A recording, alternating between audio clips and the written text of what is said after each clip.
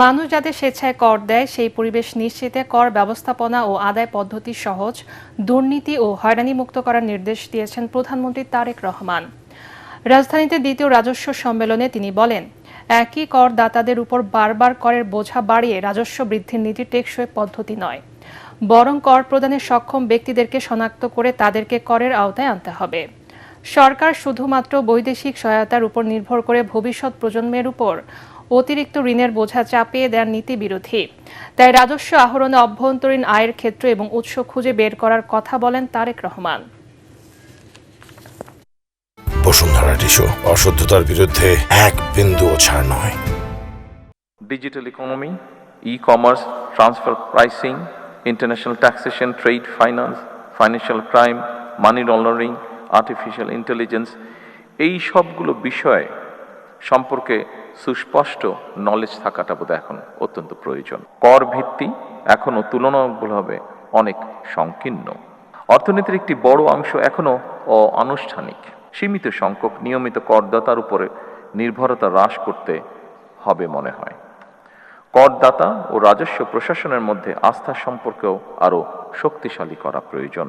আধুনিক কর প্রশাসনের উদ্দেশ্য শুধুমাত্র বেশি কর আদায় নয়, বরং বেশি সংখ্যক মানুষকে স্বেচ্ছায় কর প্রদানে উৎসাহিত করা। মহাসড়কে কোনো প্রকার 3 চাকার যানবাহন চলতে দেওয়া হবে না বলে জানিয়েছেন স্বরাষ্ট্রমন্ত্রী সালাউদ্দিন আহমদ। ঢাকা চট্টগ্রাম মহাসড়কে ট্রাফিক আইন লঙ্ঘন রোধে এআই প্রযুক্তির অটো ফাইন সিস্টেম উদ্বোধন করে তিনি এই কথা বলেন। মহাসড়কে এআই ক্যামেরা ব্যবহারে চাঁদাবাজি বন্ধ হবে বলে আশা করেন মন্ত্রী। সড়ক মহাসড়কে শৃঙ্খলা ফেরাতে আইন প্রয়োগের পাশাপাশি জনগণকে সচেতন হওয়ার আহ্বান জানান স্বরাষ্ট্রমন্ত্রী।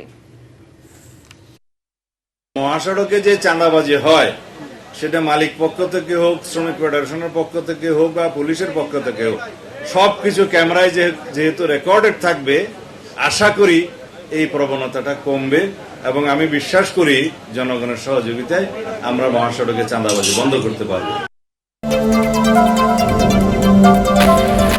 অন্তর্বর্তী সরকারের সময় বিদেশিদের প্রেসক্রিপশনে তরুণরা রাষ্ট্র ক্ষমতা গ্রহণ করে বলে জানিয়েছেন প্রবাসী কল্যাণ প্রতিমন্ত্রী নুরুল হক নূর। তবে তারা দুর্নীতিতে যুক্ত হওয়ায় জুলাই স্পিরিট ব্যাহত হয়। রাজধানীর সিডা মিলনায়তনে এক অনুষ্ঠানে তিনি এসব কথা বলেন। প্রতিমন্ত্রী আরও বলেন, জুলাই আন্দোলনে নারী ও তরুণরা গুরুত্বপূর্ণ ভূমিকা পালন করলেও আন্দোলন পরবর্তী রাজনীতিতে তাদের অনেকেই এখনো কাঙ্ক্ষিত কাজের জায়গা পাচ্ছে না। আমরা তো আশাবাদী হয়েছিলাম যে সব তরুণরা মিলে বাংলাদেশের রাজনীতিটা পরিশুদ্ধ করব।